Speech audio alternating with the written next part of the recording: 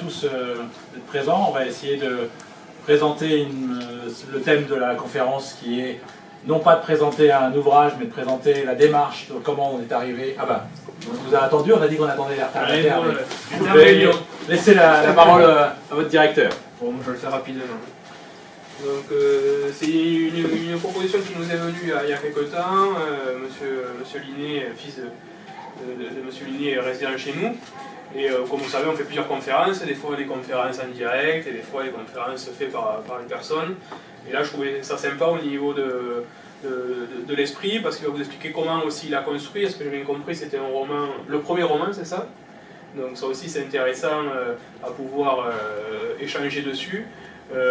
Donc voilà, donc, après, je n'ai pas eu le temps de le lire, j'ai eu une petite dédicace, je n'ai pas eu le temps de le lire encore. Il sera beaucoup mieux placé que moi pour en parler. Et n'hésitez pas à échanger, surtout, vous savez, les conférences aussi, on est là pour échanger sur le thème, sur comment il a construit le livre, pourquoi. Voilà. Donc je vous laisse faire cette conférence. Merci. Merci beaucoup, monsieur. Donc voilà, donc l'idée c'est effectivement non pas de vous parler du livre, je pourrais vous parler du livre dans la dernière partie, mais surtout de vous parler du cheminement. S'il y a un an on m'avait dit que j'allais venir me présenter un livre que j'aurais publié, ça aurait traité d'affabulateur.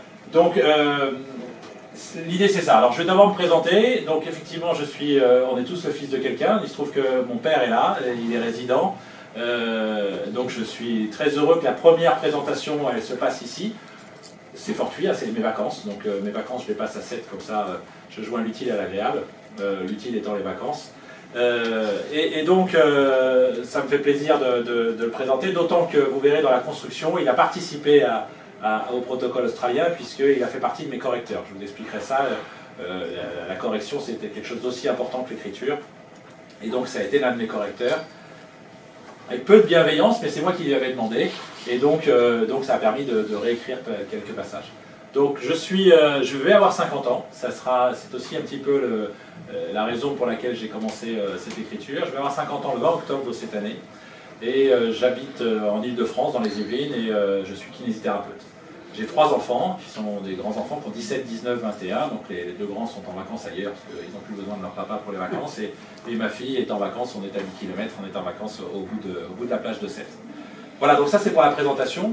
L'idée que je me fais de cette réunion, c'est que je vais vous faire un petit peu de présentation sur effectivement comment le montage, comment toute cette idée est arrivée, mais surtout après on va laisser le maximum de place à vos questions, pour pouvoir essayer de répondre peut-être à vos interrogations sur ça. Donc je suis parti avec mon petit chronomètre pour essayer de ne pas être trop bavard, parce que sinon on va se coucher très tard, hein. Donc le but c'est ça.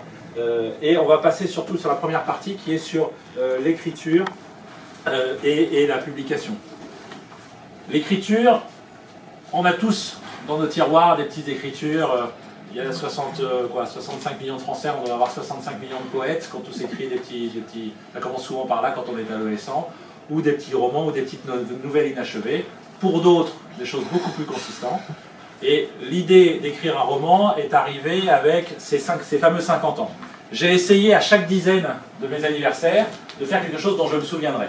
Dont je me souviendrai quand je serai beaucoup plus âgé. Alors je commence un petit peu à être âgé, mais j'ai encore de la marge, j'imagine. Donc je me souviens très bien de mes 20 ans, parce que j'avais fait quelque chose de particulier. Je me souviens très bien de mes 30 ans, que j'avais fêté avec ma sœur. Vous retrouverez peut-être un peu dans le protocole australien, qui a 50 plus que moi. Je me souviens de mes 40 ans, parce que j'avais voulu faire quelque chose pour mes enfants. Donc mes enfants ont fait du trapèze volant le jour de mes 40 ans. Donc ils s'en souviennent, ils étaient petits.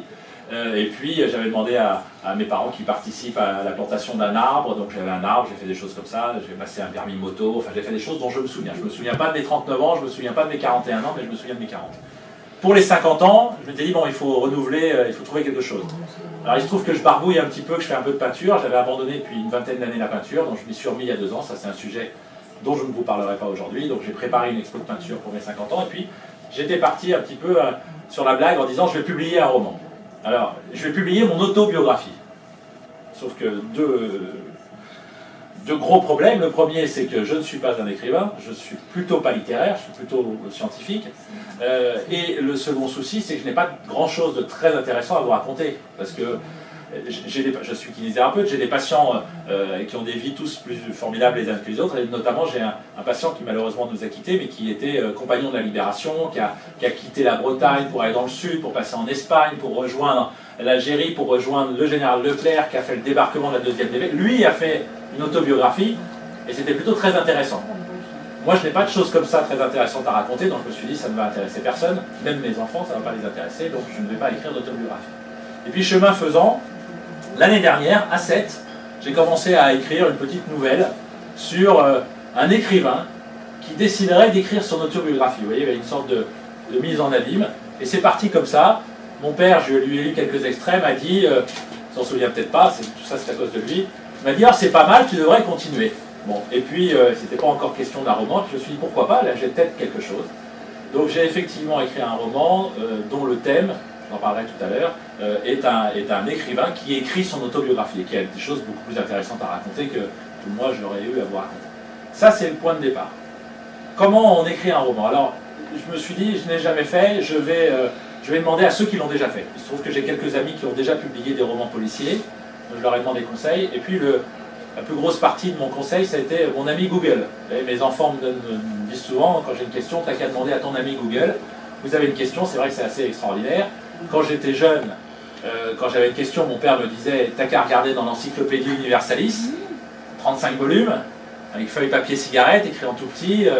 C'était compliqué. Maintenant, on a une chance, on tape sur Google notre question, donc j'ai trouvé pas mal de réponses à mes questions. Et la première chose, pour écrire, c'est au-delà d'avoir l'envie, au-delà d'avoir l'histoire, c'est de se mettre un protocole, j'allais dire justement un programme d'écriture. Pour moi, l'écriture, c'était le soir. C'était le soir, une fois que la journée était terminée, que tout était fini. Je ne regarde très peu la télévision, j'ai cette chance, parce que souvent la télévision, c'est très chronophage pour pas de choses très intéressantes. Donc je me mettais à travailler à peu près à 9h30, 10h le soir, et je m'interdisais de me coucher après minuit. Et j'ai bien fait parce qu'en vacances, par exemple, on ne s'interdit pas, parce que là je suis en train d'écrire la suite, je vous en parle du roman, mais il y a une suite, parce que c'est une drogue et qu'on ne peut plus s'en passer.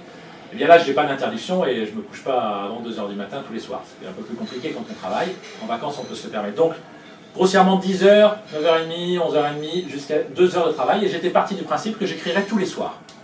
Sauf que la vie fait qu'on a des exigences professionnelles, on a des exigences familiales, on a d'autres activités. Grossièrement, j'ai écrit pendant 5 mois, un soir sur 2 ou un soir sur 3.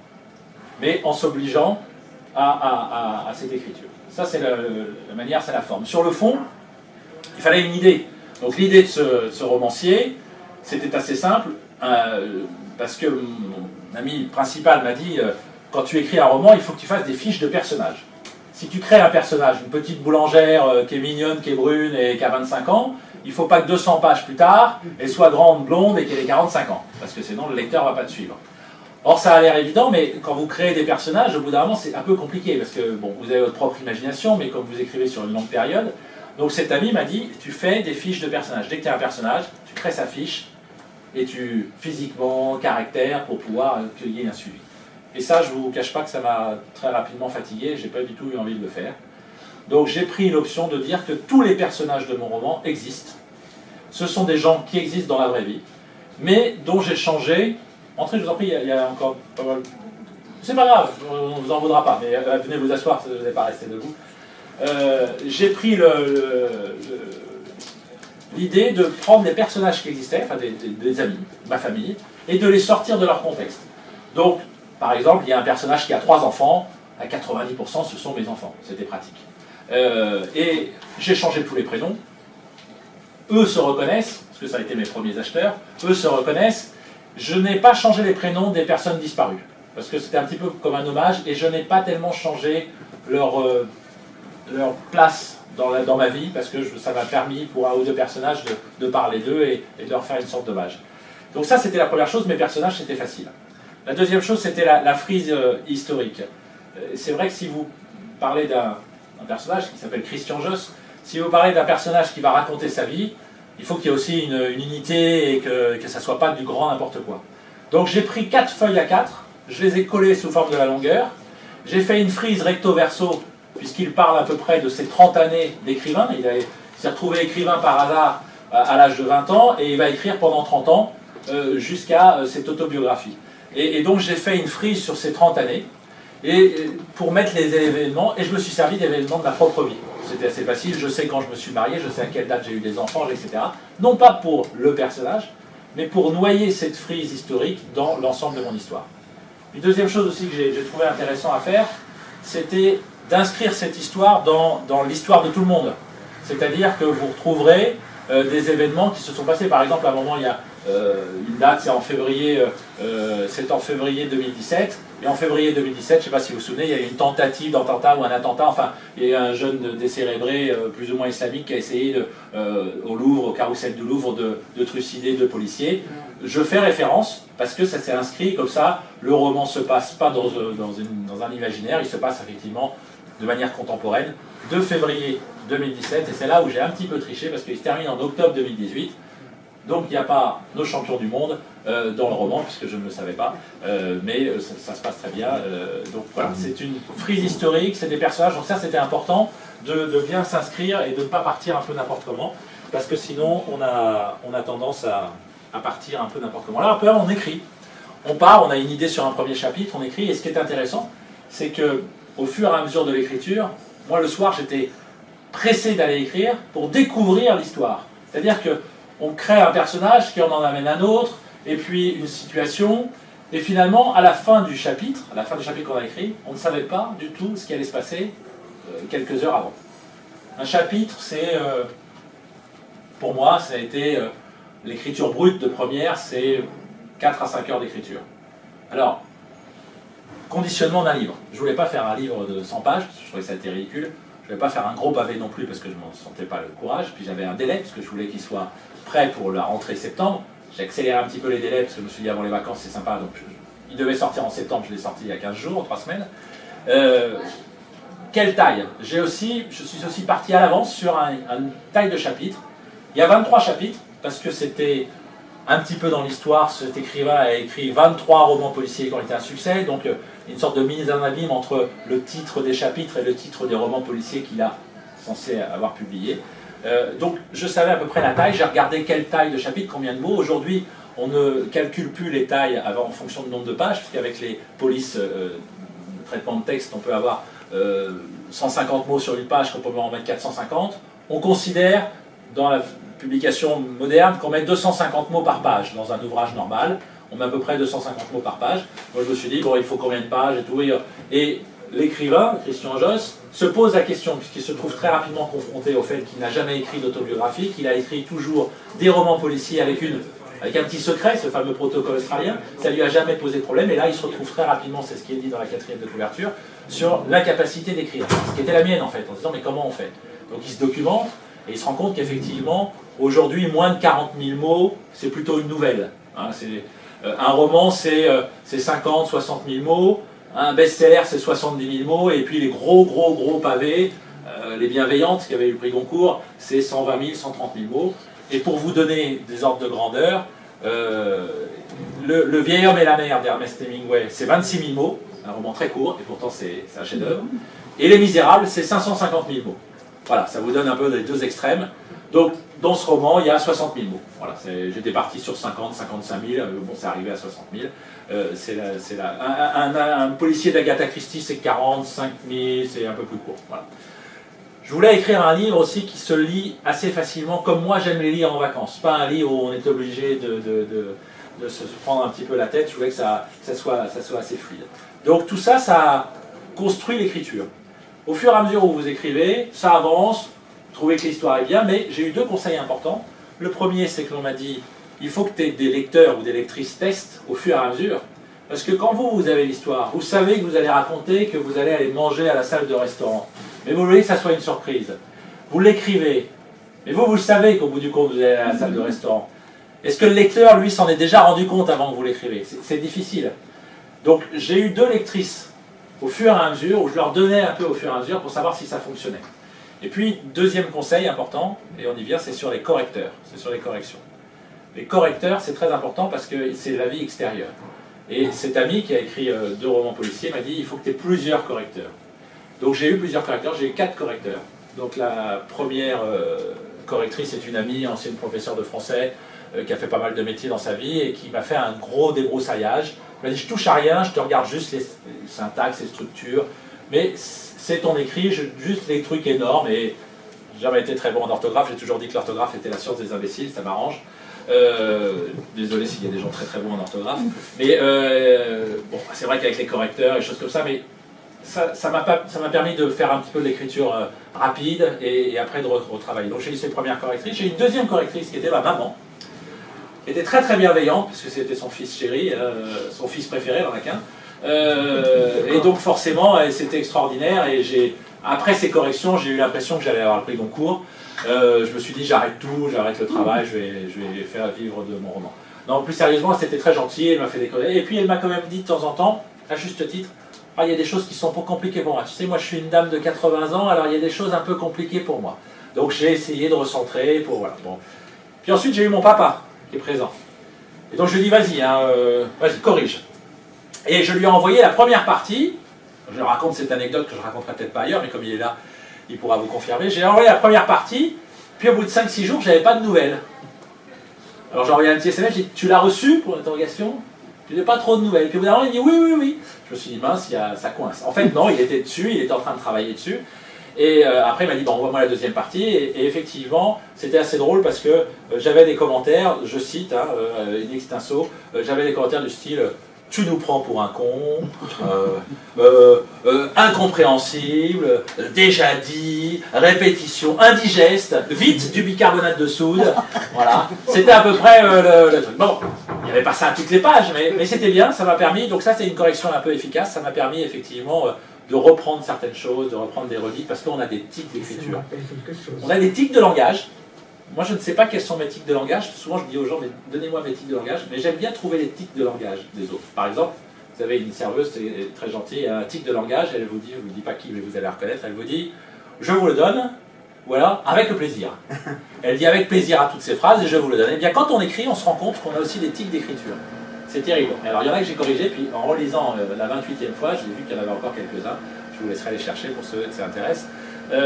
Eh bien, c'est bien d'avoir une correction avec donc j'ai repris. Et puis la dernière correctrice que je m'étais gardée en dernier, c'est une amie qui a 65 ans, qui est à la retraite, qui est une prof de français agrégée, spécialiste de littérature française, qui s'est spécialisée, qui fait plein de cafés littéraires, etc. Donc j'étais un peu inquiet.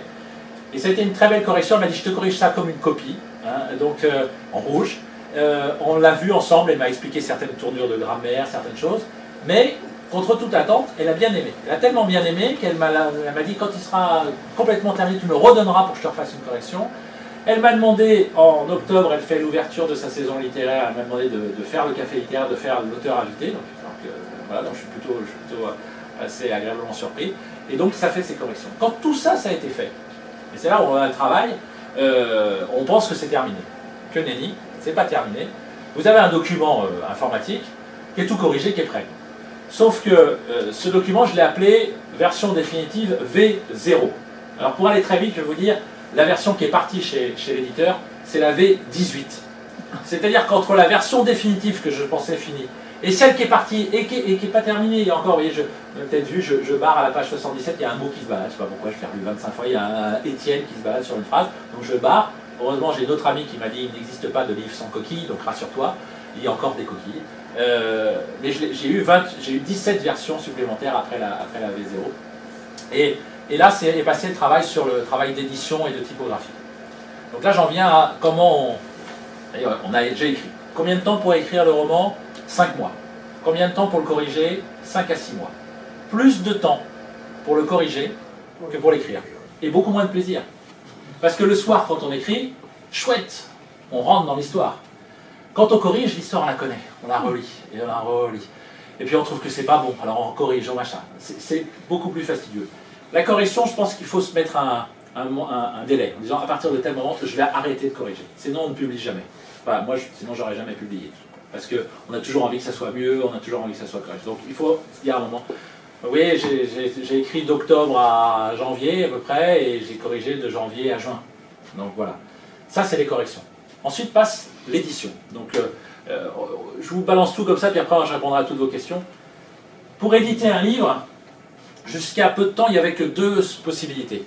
La première, vous écriviez à Grasset, à Gallimard, à Actes Sud, et vous envoyez votre manuscrit, ce que j'ai fait aussi, parce qu'il n'y a pas de raison, hein, on ne sait jamais.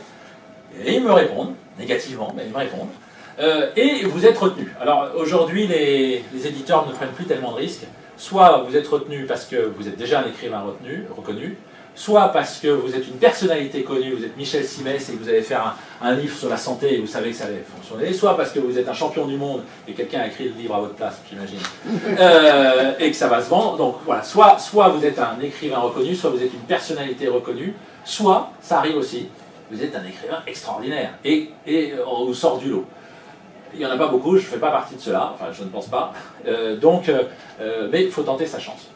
L'éditeur ne prend pas de risque, il se dit que s'il vend moins de 5000 exemplaires de votre livre, il ne gagnera pas d'argent, donc il ne publie pas. Et aujourd'hui, quand vous regardez les publications, hormis les top 15 de l'Express, vous allez voir que pour être un écrivain qui gagne sa vie, un métier, c'est vraiment très très compliqué. Il y en a très peu qui gagnent leur vie correctement. Il faut mieux être un sportif de haut niveau, on gagne mieux sa vie. Je ne parle même pas de ceux qui vont à Roland-Garros, mais il faut être un bon tennisman, on gagnera mieux sa vie qu'un bon écrivain. Ça, c'est la première solution. La deuxième solution qui existait, c'est l'auto-édition. En fait, vous allez voir un imprimeur, entre guillemets, il dit combien ça me coûtera de faire presser, machin. L'imprimeur, il vous dit, mais moi, il faut m'en acheter 300 à l'avance parce que gna. Voilà. Et souvent, beaucoup de sociétés se sont installées comme ça, qui vous disent publier, etc. Et c'est des sociétés où vous perdez beaucoup d'argent. Ça coûte. Moi, je pensais qu'il n'y avait que ça. Je m'étais dit, je me fais un budget, tant pis, je peux avoir cet objet pour mes 50 ans. Puis il y a une autre solution, notamment cet éditeur, ils sont très peu nombreux, des éditeurs qui font de l'édition numérique à l'unité.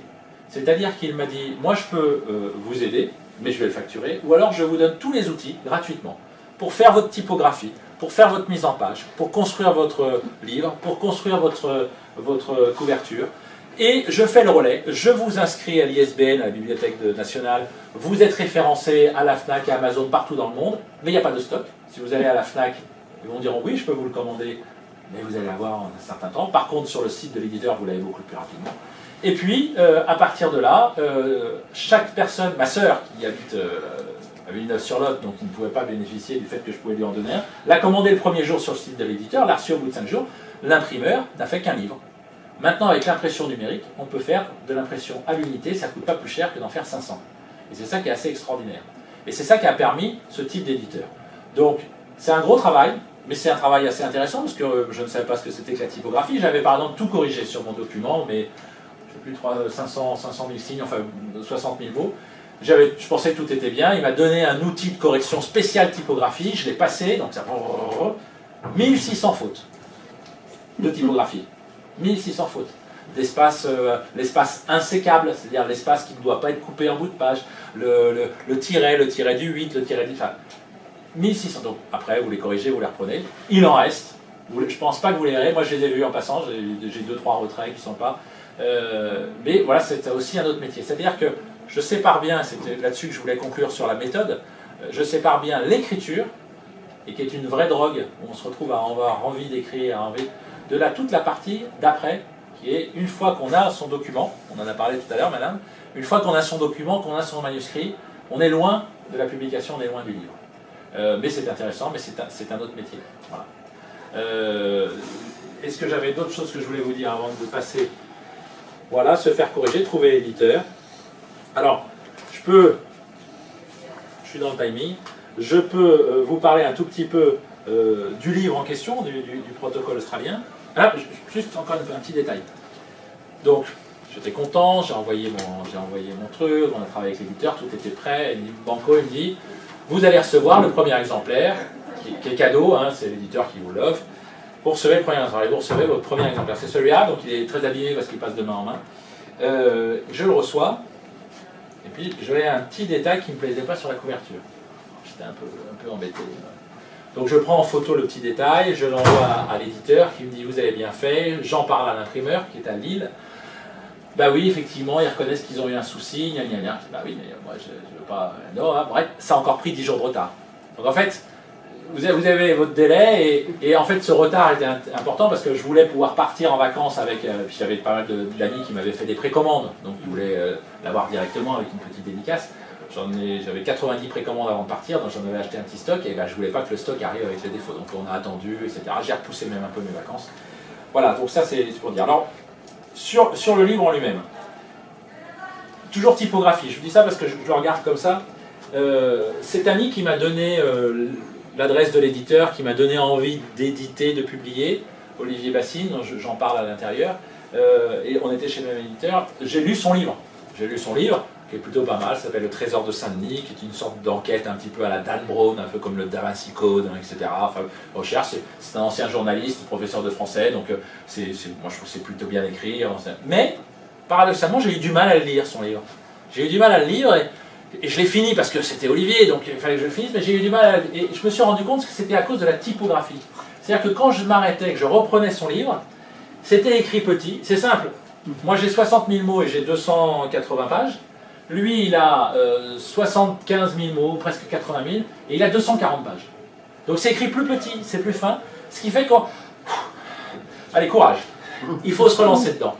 Et ça a été un travail de se dire, l'éditeur m'a dit, vous faites comme vous voulez, vous imprimez en gros caractères. Donc on a fait des tests avec ma fille cadette, des pages où je glissais une page dans un livre, et je disais, écoute, alors elle me dit, non, ça fait livre enfantin, c'est trop gros. Ah non, ça c'est écrit trop petit. Cherchez le bon caractère. Donc par exemple, là c'est de la police de caractère Garamond en 13,5. Parce que 13, je trouvais que c'était un peu petit, et 14, je trouvais que ça faisait vraiment trop gros. Donc voilà, donc c'est trouver la bonne, et je pense qu'on a trouvé le bon équilibre. Et surtout, je suis allé voir les best-sellers, les gros livres qu'on vous vend là, pour les vacances, là, les Marc Lévy, les choses comme ça, les Dan Brown, qui sont un peu plus grands, qui sont des gros pavés. Alors ce sont des gros pavés parce qu'ils ont des grosses marges, hein, vous regarderez, ils ont des grosses marges et ils sont écrits gros. Hein. Alors c'est intéressant, c'est agréable parce que vous achetez un gros livre et puis vous avez l'impression que vous avez eu 90 pages en 2 heures. Voire en 1 heure. Donc je me suis un peu collé là-dessus, sur la typographie. Le protocole australien.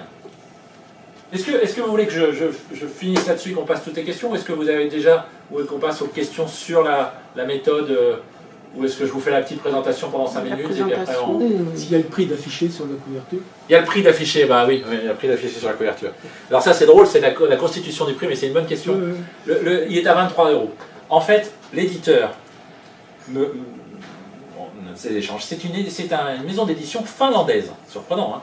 Finlandaise, vous voyez, je ne sais plus où c'est, première page, Atravanta, Tampere, Finlande. Imprimé en France, certificat vert, machin, etc. Donc je pense que c'est, et je ne l'ai jamais eu au téléphone, je l'ai toujours eu par mail, très réactif. Je pense que c'est un éditeur qui doit être marié avec une Finlandaise, j'imagine, hein, on est romancier, alors on peut imaginer, qui vit en Finlande et qui a trouvé un super filon. En plus, en Finlande, ma compagne m'a dit que fiscalement c'était quand même beaucoup plus intéressant qu'en France. Et donc, mais il travaille avec un imprimeur français, des distributeurs, etc.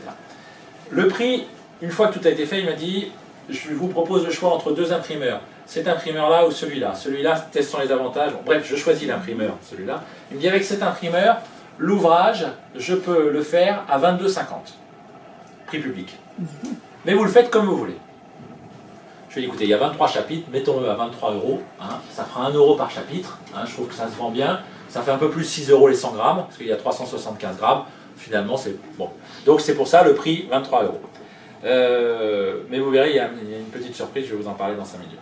Donc 23 €, c'est le prix d'un bouquin, c'est entre 19 et 25 € quand on voit. Et puis bon, c'est vrai qu'on n'est pas à 1 € près, et je ne voulais pas avoir besoin de rendre des centimes, faire un 22,99. Je pourrais, on fera ça dans la question, je vous parlerai de la couverture, parce que je vous en parlerai tout à l'heure de la couverture. La couverture, c'est 1 mois de prise de tête, véritablement. Parce qu'on ne pense pas à la couverture quand on écrit.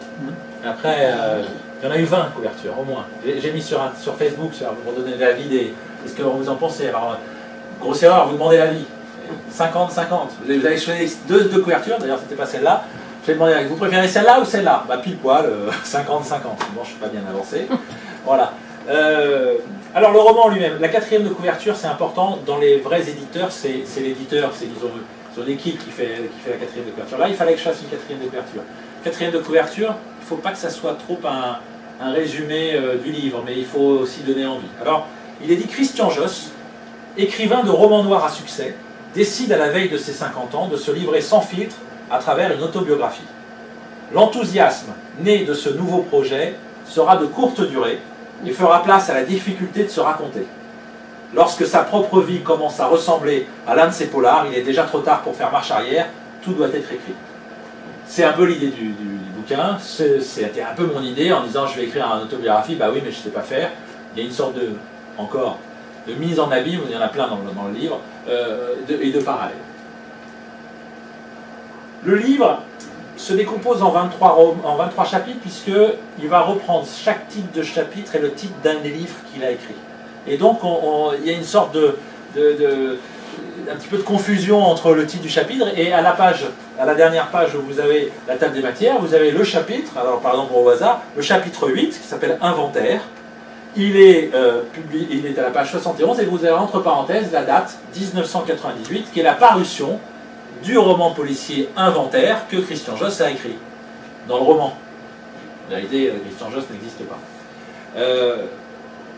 Ensuite, petite chose qui me... Je ne sais pas si ça vous fait ça, quand vous lisez, parfois on est dans un livre, et je souhaite que ce soit comme ça avec celui-là, on est tellement imprégné dans le livre, on suit tellement le personnage, on a envie de savoir ce qui se passe, que ce soit un gentil ou un méchant d'ailleurs, hein. On a une sorte d'empathie, une sorte de syndrome de Stockholm avec les personnages du livre. Que lorsque le livre est terminé, qu'il est fermé, il y a une petite déception.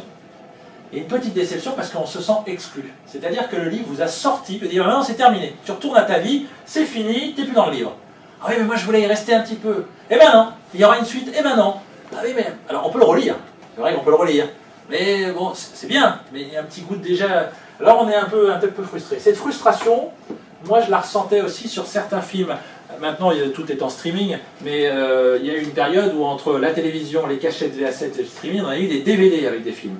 Et dans le film, vous avez le DVD, vous sortez du film, ah, c'était bien, on est encore un peu dans l'ambiance, il y a le générique de fin, et on a envie de rester. Alors on va dans les bonus, et dans les bonus, vous avez les scènes coupées, vous avez l'interview du réalisateur, et vous avez l'impression d'être encore un peu dans l'univers du livre. Eh bien, dans le protocole australien, j'ai cherché comment je pouvais faire.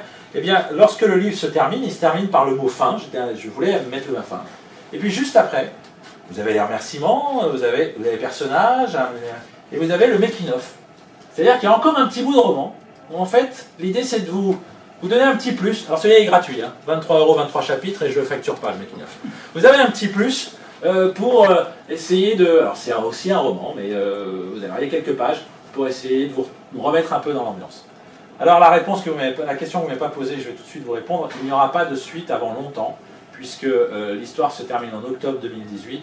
Nous ne sommes même pas encore en octobre 2018, donc laissez-moi le temps qu'il y ait des choses qui se passent, et peut-être qu'il y aura une suite. Aujourd'hui, j'ai commencé il y a 2 jours à écrire un second roman, parce que on va s'arrêter au premier. Ce n'est pas du tout une suite. Voilà. Monsieur Linné, une question. Alors, il y a quelques petits détails. Par exemple, à 50 ans quand on lit, et à 90 ans quand on lit. Il nous faut des caractères plus gros et des caractères plus foncés. Tout à fait. Ça n'a l'air de rien, mais un livre qui a des caractères pâles, on n'arrive plus à les lire. Tout à fait, oui. C'est important. J'ai une patiente, vous allez me dire à chaque fois j'ai des patients, oui j'ai beaucoup, c'est mes premiers lecteurs, hein, parce que c'est ce que j'ai mis dans les remerciements, je dis merci à mes patients qui ont subi pendant 1 an ces montées d'endorphines, hein, parce que c'est vrai qu'on en parle, on découvre un truc qui est quand même, c'est une drogue gratuite, c'est une drogue douce, enfin dure quand même, mais qui ne nuit pas à la santé. Et c'est vrai que du coup on en parle autour de soi, on aime partager. Quand vous avez une activité que vous aimez bien, on aime souvent la partager et transmettre cette joie aux patients. Et donc cette patiente m'a acheté le livre et puis je lui ai dit alors vous avez commencé à me dire oui mais je vous cache pas, au départ elle me dit je vous cache pas que vous l'achetez pour vous faire plaisir parce que je ne vois plus grand chose. Et puis finalement, mais ça y est j'ai trouvé avec la loupe et elle dit ah puis je vais aller jusqu'au bout. Je dis chouette, tant mieux, voilà. Mais c'est vrai que les caractères c'est important. Alors il y a quelque chose qui existe maintenant, je ne vous en ai pas parlé sur l'édition et le protocole australien, c'est tous les livres numériques, les e-books, ce qu'on appelle les e-books, c'est-à-dire soit sur sa tablette, son iPad ou sa tablette avec un PDF. L'avantage, c'est que ça permet de grossir autant qu'on veut le texte, ou par les petites liseuses, Kobo, Kindle et autres. Et effectivement, le livre, ça c'est le travail de l'éditeur, il est aussi disponible. Ça vaut 4,99 €, parce que l'éditeur, lui, il aime bien les 99. Donc ça vaut 4,99 €, on télécharge le document, et après, à partir de là, on peut le lire, et ça permet de le lire en numérique. Moi, personnellement, j'aime le livre. J'aime le... C'est ça la matière, pas dans la matière. Le numérique, bon, je comprends les gens qui voyagent beaucoup et qui lisent beaucoup, ça permet d'avoir 1000 livres dans une tablette, mais je préfère...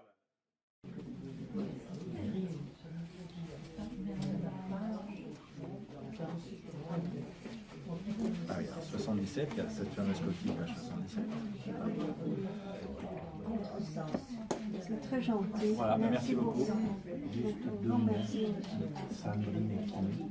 Ah oui, c'est extraordinaire. On l'avait dit, je vous l'ai dit. Oui, moi je fais. Alors, ça m'a beaucoup intéressé.